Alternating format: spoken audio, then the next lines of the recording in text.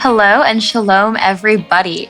My name is Julia Jassy, and you are listening to Nice Jewish Girls, brought to you by Unpacked, a division of OpenDor Media. Before we get started, if you haven't already, take this moment and subscribe to this pod. You will not regret it. On today's episode, we are talking with Seruya, a therapist and advocate for mental health and body positivity. Long before this podcast was created, I've been following Ashley's work with admiration and inspiration. With so much intergenerational trauma in the Jewish community, it's really common for us to struggle with mental health. And until now, there hasn't been much open conversation about mental health in the Jewish community. Today, because of the work of so many powerful activists like Seruya, struggles with mental health are not stigmatized like they had once been. Going into this conversation, there's so much I want to learn from Ashley. What is intergenerational trauma? How does it affect the Jewish community? How can we be open about these experiences in a way that inspires our community to let go of this long-held stigma? And how can we find love for our bodies in a culture that has such a particular relationship with food? I am so excited for you guys to meet her. Let's do this thing.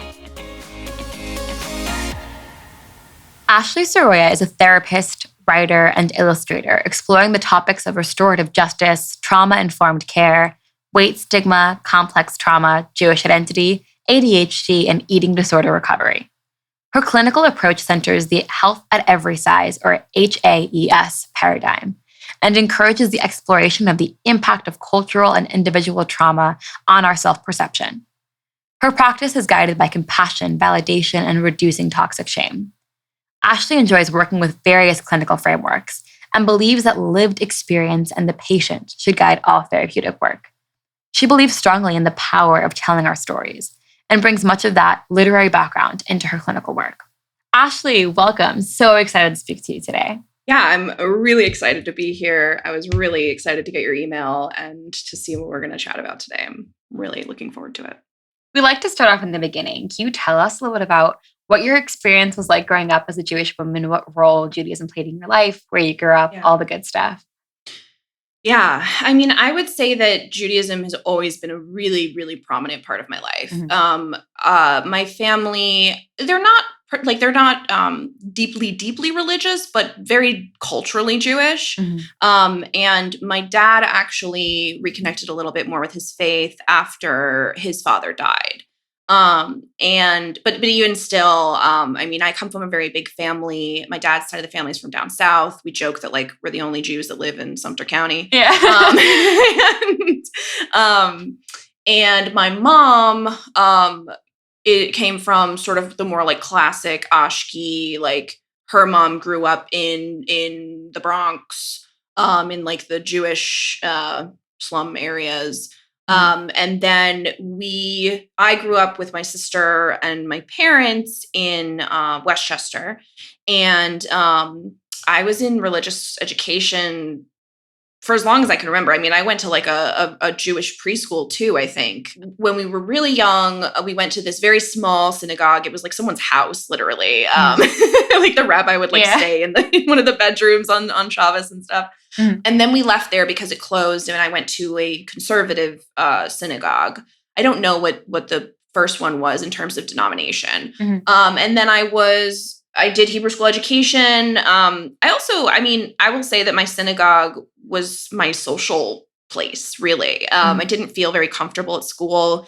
I felt very outcast, I guess. And at synagogue, I really found a place for myself. And that was for many reasons. One of them being that culturally, I just felt more comfortable, but I was never really a sporty kid. And I never really had a lot of confidence in my creative abilities as a child. So I really focused a lot on advocacy work and volunteering. That's kind of what I did as a kid. And so it fit really well into USY and just going and doing stuff like that. So, my friends and I would do that. And I was bat mitzvahed. And then after my bat mitzvah, I decided to continue my Hebrew school education because at that point, you could sort of leave and it's okay. Yeah. But I stayed on with Hebrew High, and I actually really enjoyed that experience. Not because it was all positive. I remember my mom telling me a story about how I had a Hebrew high lesson and they were talking about interracial marriage and I was like irate about it. Yeah. So like it wasn't always good.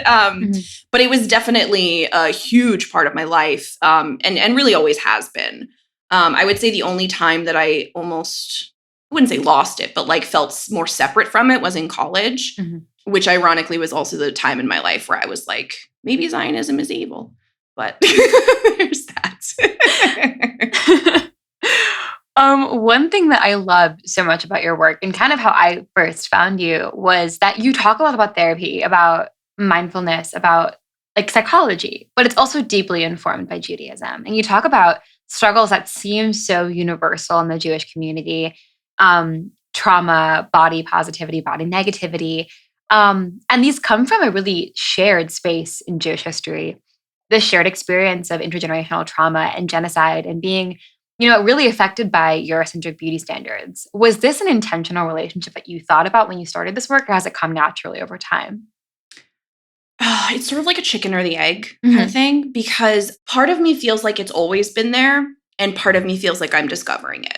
Like it's sort of that weird combo where like, because you're totally right, all of the things that I've felt drawn to in terms of therapy and psychology are just very Jewish. Yeah. Like the ADHD stuff, the anxiety, the eating disorders. Even before I knew I wanted to be a therapist, I was really, really fascinated by Jewish intergenerational trauma and how that might impact family dynamics, specifically abuse dynamics. And I remember I wrote a paper on it in undergrad, and I like put out a poll for like people to answer, like, if you're from a Jewish family, do you identify abusive dynamics in your household? And I didn't get great numbers on it, partially because people don't understand what abuse is. But in any case,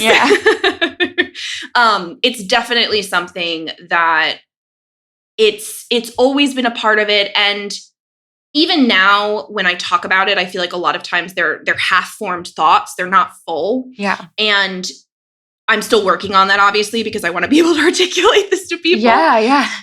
But at the same time, I think part of the reason it's so hard to articulate is because it's such an embodied thing. And we don't have a lot of words for a lot of these things.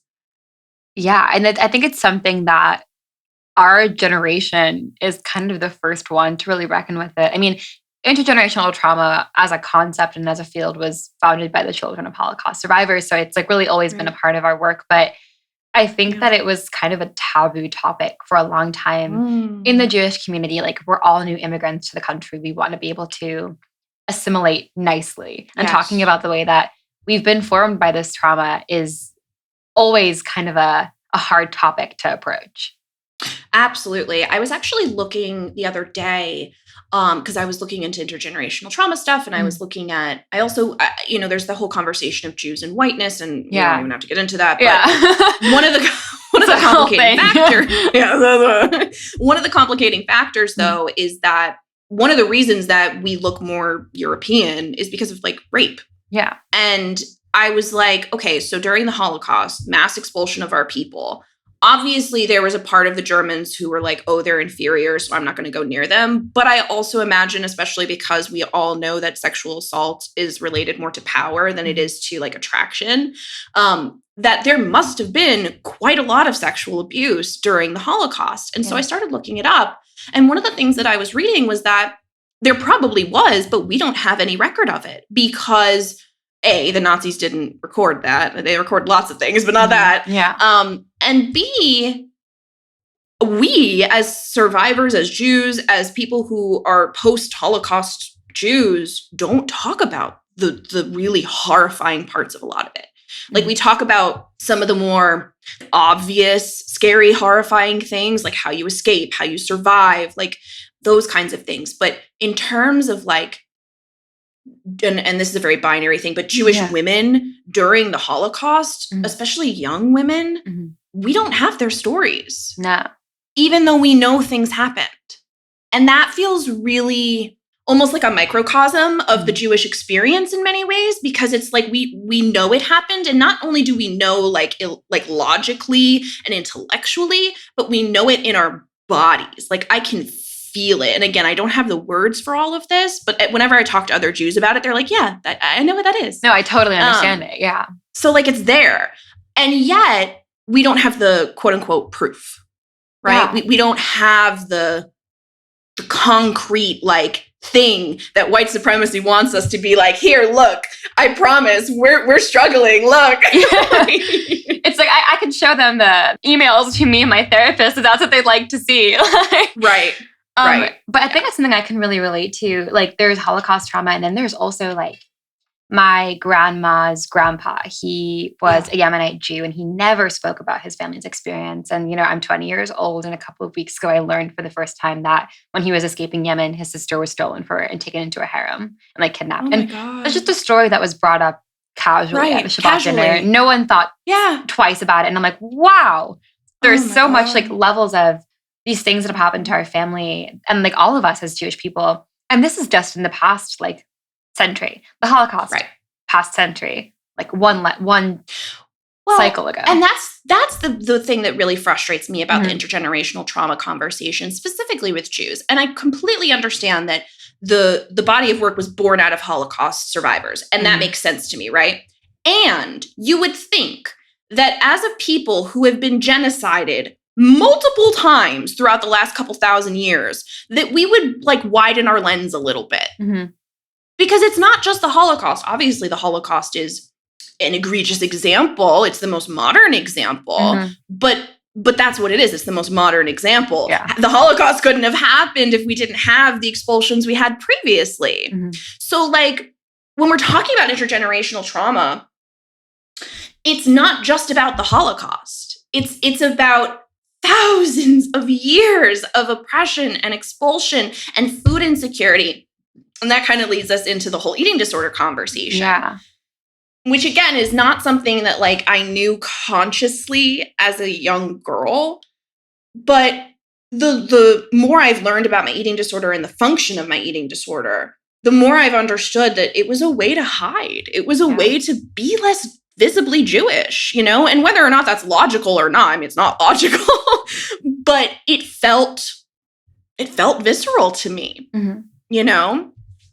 And it's not just about like, oh, our families and our ancestors starved and died during the Holocaust. They've been starving for years, generations.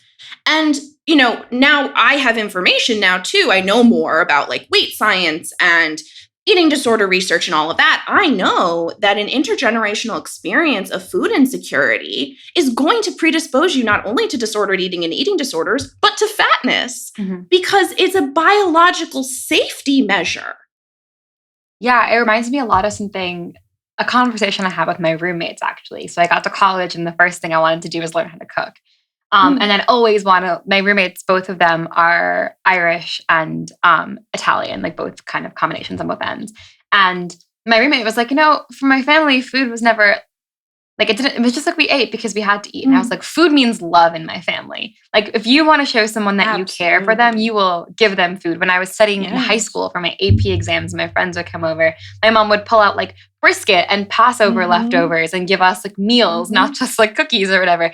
And I think it's like this role that food plays really predisposes us, I think, because of its cultural dynamic, especially now in a place where obviously there's still food insecurity in the community, but it's not as, I guess, widespread. Pervasive. Yeah, exactly. I think it just disposes us to this really complicated dynamic. Yes. And so there's this tension between food is love, right? And it absolutely, that was my experience with it as well. And most Jews that I talk to, that's how they experience it.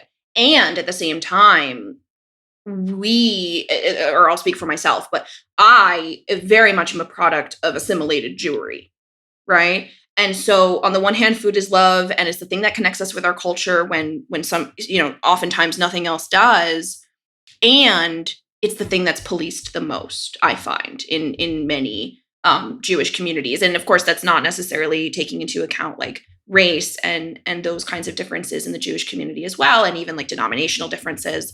But for me, and in my experience, and in the work that I do now, it's the thing that I see most prevalent, really.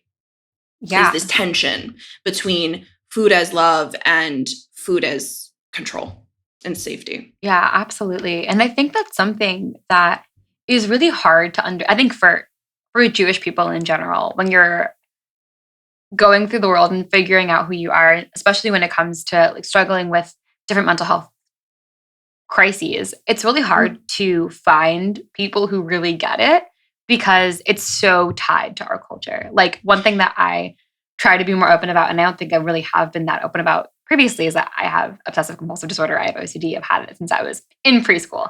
And like as I'm older now, it makes so much sense. Like it's so ingrained in my DNA that would be a survival mechanism. But when I went to go and see a therapist, I was like, I need a Jewish therapist because they will get it more than anyone else. Yeah, absolutely. And I mean, I will say that like there are a lot of Jews that I know that are unfortunately really divorced from their culture and their ethnicity and all of that. So sometimes, even someone's identity can't guarantee that they're going to get it, but it does, it gives them an edge for sure. Yeah. I know a lot of folks that come to see me specifically because I am a fat Jewish therapist and queer, and like that's what they're looking for. The OCD stuff, the ADHD stuff, I mean, neurodiversity more generally, very prevalent in our community. And even to the point, I was on TikTok not the other day, a while back. I find the most interesting things on TikTok sometimes. Oh, yeah. And this was someone who was talking about ADHD research related to Jews and how it's related to somewhat to our speech patterns too. We talk over each other, and that's not thought of as rude in our culture. Meanwhile, like we do it in school and people hate us. Oh, yeah. But like with us, it's like, no, like we're just talking and we're contributing and we're showing that we're interested in the conversation. But that's regarded as like a really disruptive ADHD trait that like most Jews engage in. Yeah. So what does that mean for us? Like it brings up a lot of questions. Yeah. And I think that's something that I was in a feminist literature class last year. And one thing that I was really thinking about a lot was the role of Jewish women and kind of this idea of taking up space when it comes to like our bodies and the way we speak and how loud we are. We're always viewed as kind of like a bit too big in all aspects of us, like our hair, our noses, our bodies, the way we speak, all of it. Everything. And I find one thing that I love about your work is that it really feels like this culmination of like Jewish womanhood and not apologizing for taking up space. Yeah, I think so. I mean, the whole taking up space thing has been a very visceral message since the beginning of my recovery. Like, I am allowed to take up space because I was bossy. I mean, I was told I was bossy. I was bitchy. I was the know-it-all, right? Like that was my role growing up. And so all I wanted to do was shrink. And then you have the added stuff that I was socially anxious. I felt uncomfortable. I felt physically different. And I just felt othered. And so it was such an intense feeling of needing to disappear. And in recovery, I really re-embraced a lot of my own deep-seated devotion to like justice and equity. Like it's something I've always been deeply concerned with. Yeah. It's something that has always mattered to me. And in my eating disorder, what often happens is your whole life becomes about the eating disorder because that's really the only way to maintain it. Truly, it's impossible otherwise. And so I lost that part of myself. And then when I was able to sort of swing back around again and be like, no, like this is actually really deeply connected to things that I've always felt really deeply connected to. And this is about like taking up space unapologetically. And at first it was about my fatness. And that still feels really primary, right? But the more connections I made, like I was saying earlier, the more I realized it's not just the fatness, it's the intersection of Jewishness and fatness, at least for me. And the idea of taking up space in that intersection is terrifying. Oh, yeah. Like I talk about this with my sort of like fellow fat positive, progressive, queer Jews.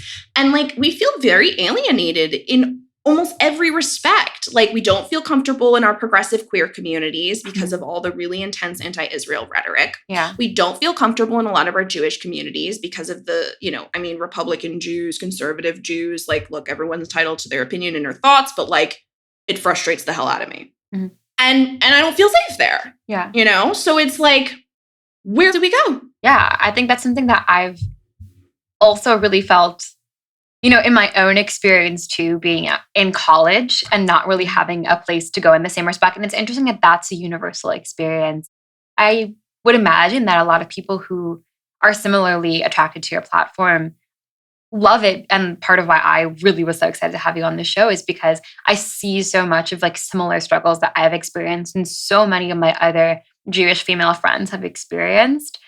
Just it all comes down to like the space that we take up and how we don't really fit into anyone else's space. We have this very, and I think it comes back to the idea of like viewing Jews as just a kind of European is really limiting because then we're forced into spaces in that respect that we don't fit into also. And there's this weird identity that kind of, it's an ethno-religion. It's not just a religion. It's not just a culture. It's a lot of things at once. And it doesn't really make sense in the society's binary view of how things work now. Right. All the boxes are not made for us, basically. Yeah. And that's okay. Like, I don't necessarily mind it. It's just stop trying to shove me into it. You know, like, I don't mind that that's how you've figured out your society. Like, I mind sometimes, but like, I can't do anything about it. Like, it is what it is. But it's just like, when I tell you that we don't fit, just listen. Yeah. Like, that's the other piece of this for me. And I'm sure you feel this way too. It's like, I don't understand why Jews are the exception to every social justice golden rule we've ever embraced. I just don't get it. Yeah.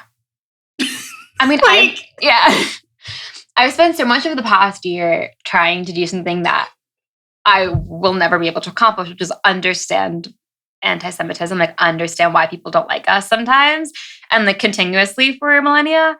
And I think it just comes down to like when there's a social problem that people don't want to confront internally because they know that they have some sort of role in it, it's so much easier to displace that blame. And Jewish people have always been that punching bag. And I think particularly Jewish women have always been that punching bag. And that's something that I think is really interesting because you've made the really bold decision to not just embrace who you are, but share that on social media, which is a place now that exposes you to a lot of hate.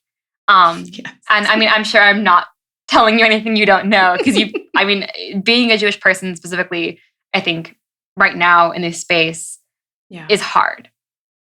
Yeah. I also just think like being a Jewish fat queer person is the most difficult thing obviously I've ever experienced because it's my experience, but like it is quite something. And it definitely didn't feel like it reached its peak until I embraced all of those labels, right? Like before I really started talking about my Jewishness super openly, I was more focused on my fatness and my queerness, and probably more so on my fatness than even my queerness because I've been in a straight passing relationship most of my life, and it's been pretty, aside from some funky stuff, it's been mostly accepted.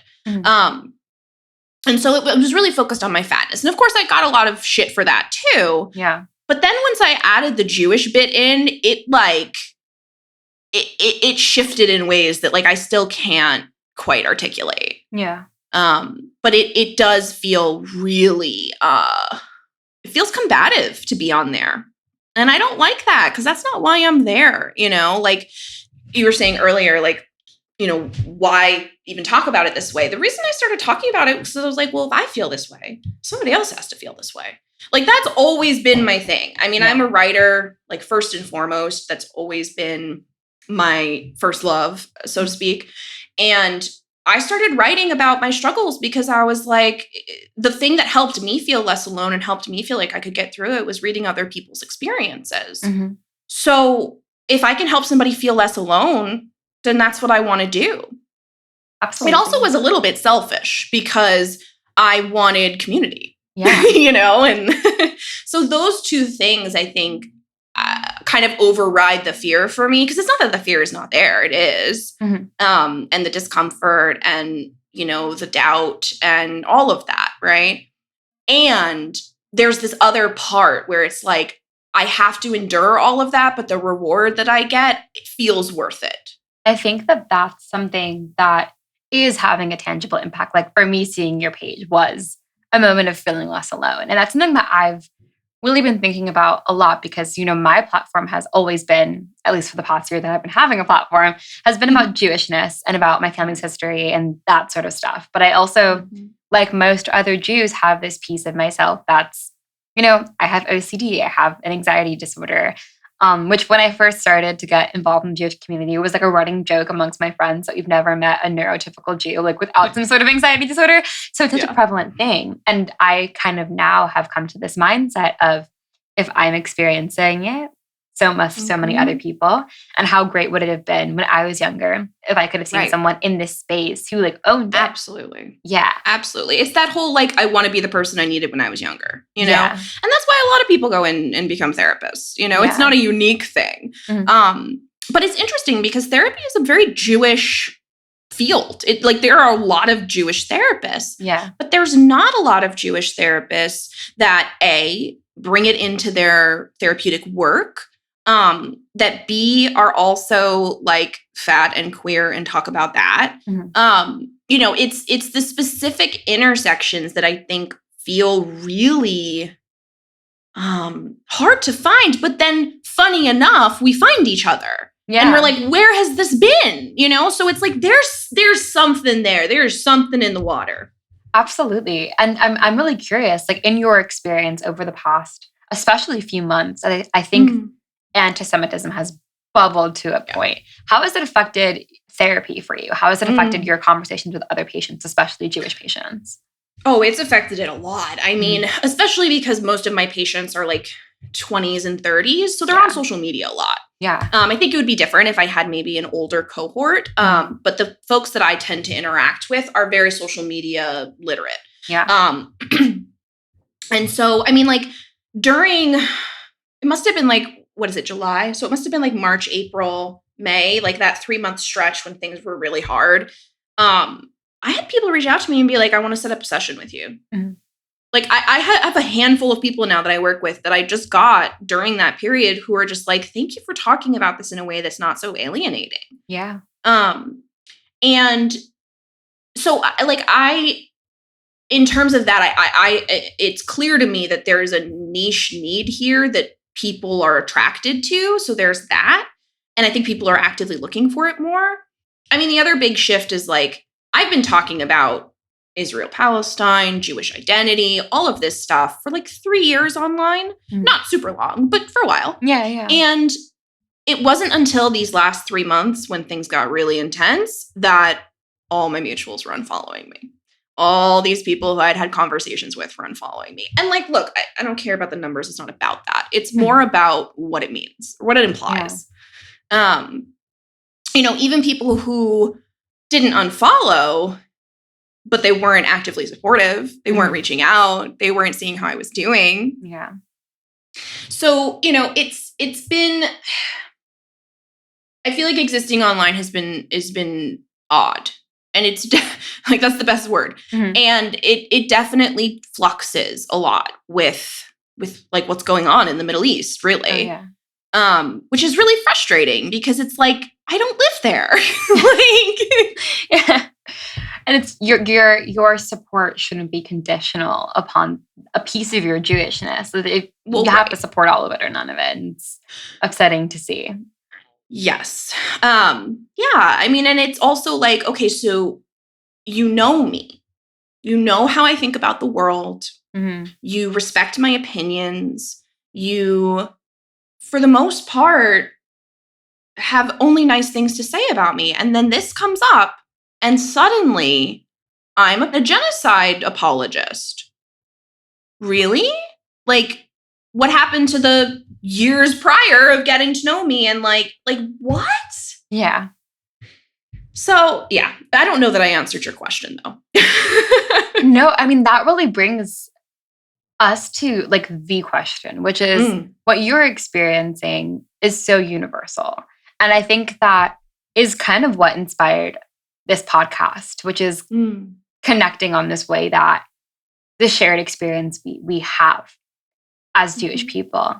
And I'm how we like to really end every podcast comes down to this question of what advice do you have to give for other people who are experiencing this, who need mentors, who need people to lean to, and are listening to this podcast and hearing your experience and connecting with it. What advice do you have them about navigating the world in this place? I mean, I think first and foremost, don't be afraid. Mm-hmm. Or if you are afraid, do it anyway. I mean, I feel like half the things I've ever done, I've done scared. Yeah. You know? And sometimes you do. You just have to do it scared because humans aren't really good at feeling prepared for things that they've never done before, which like makes sense, right? So sometimes you feel the fear and you do it anyway. And if you can accomplish not being scared, that's great too. There's this really wonderful Audre Lorde quote that is now, of course, escaping me. But it's something along the lines of, your silence will not protect you. Yeah. It never does. It never has. And I would rather be the obnoxious, loudmouth Jew than somebody else. Absolutely. You know? And it's also okay if like you're not an obnoxious, loudmouth Jew. You know, some of us are quiet, obnoxious Jews. And I think it's important too that we, especially in activism, you know, last summer, there was a lot of content being pushed out about like, you need to be out in the streets, you need to be doing XYZ. There's a lot of like, you should be doing this. And I think one of the things that I want people to really remember is it's not about the shoulds. It's about, what do you care about and what could your role be? How could you contribute to this? What can you bring to the table? Because we all bring different things. Some people bring their bodies and they literally become human shields and they go to protests and that's cool. That's not something that really works for me anymore. I did it when I was younger, but I have a lot of chronic illnesses. I don't like crowds anymore. It's just not, I can't do it. Yeah. But I can do something else. And that's still important. And if anything, you know, I would argue that having a plethora of various different ways to feel connected to your community, to disrupt these sort of narratives we have about Jewishness and Jewish womanhood, the better. Yeah. You know, because like I'm even thinking of the reality show that just came out. Yeah. And I haven't watched it, but of course there's lots of anger and justified anger, right? It's a controversial. We're talking about My Unorthodox Life, which just came out on Netflix and has created quite the conversation in the Jewish community. Yes, Twitter's a flutter. Oh yeah, which like is fine, and conversation is fine. And I think if we had more representation, if it wasn't just these 3 Netflix shows that are basically all the same thing to some degree or another, it wouldn't feel this way. It wouldn't feel so important that we say, no, this isn't my Jewish experience. Because there would be more understanding that the Jewish experience is varied and vast. It's like a mosaic. Like it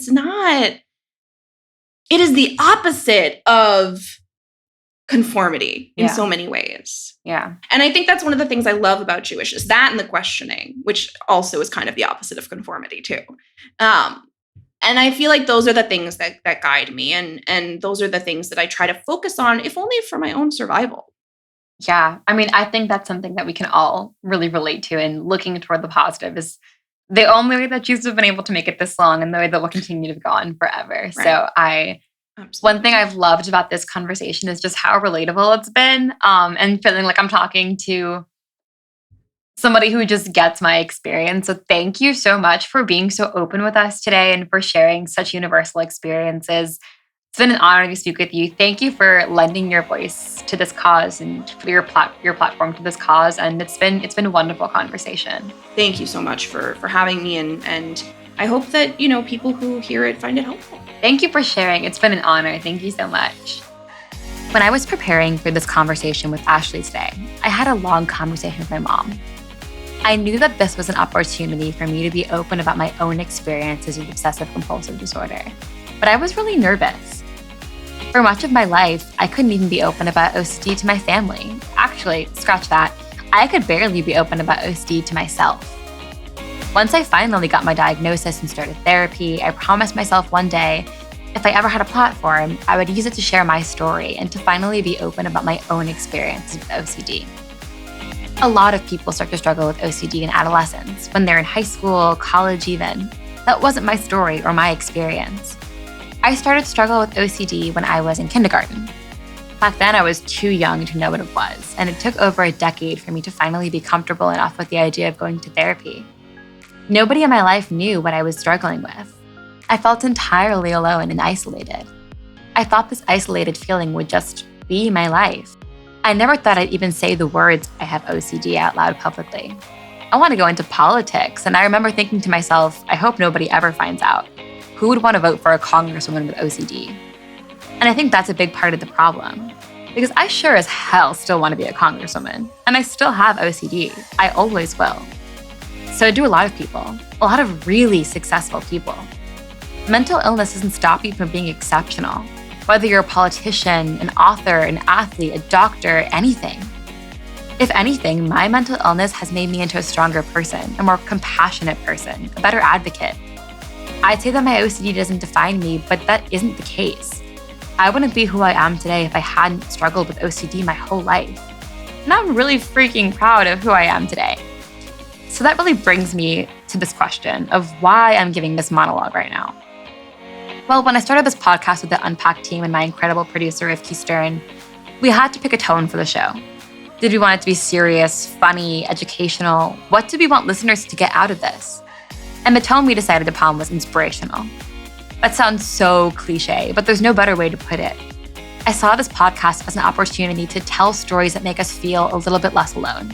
And I spent far too long feeling alone because of my OCD. In sitting down with Ashley Seruya today, I finally felt understood. Ashley gets it. Ashley owns it. Ashley Seruya is so much more than a nice Jewish girl. She's a powerful advocate who inspires everybody around her to share their own story, to own their own story, myself included. Ashley, thank you for making me feel comfortable enough to be honest. And to all of the Nice Jewish Girls listeners, thank you for being a part of this community.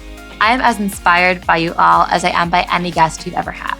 And this, my friends, is where we'll leave you for today's episode of Nice Jewish Girls. Hopefully a bit smarter and a bit more inspired. I would love, love, love to hear your feedback and suggestions for other Nice Jewish Girls to host on this pod. Email us at podcast@jewishnpacked.com. And join us next week when we'll be speaking with former Deputy Mayor of Jerusalem, Flora Hassan Nahum. Nice Jewish Girls is a production of Unpacked, a division of OpenDor Media. Rivki Stern is our producer, and I am your host, Julia Jassy. Check out jewishnpacked.com for everything Unpacked related, and subscribe to our other podcasts. I want to specifically recommend Unpacking Israeli History, where every episode my colleague Noam does a deep dive into a different event in Israeli history. I love it because it's this really nuanced and honest portrait of stories about a messy and amazing place. Check it out and let me know what you think. And follow Unpacked at all of the social media places like TikTok, Instagram, Facebook, YouTube, and Twitter. Just look for @JewishUnpacked. Talk to you later, ladies.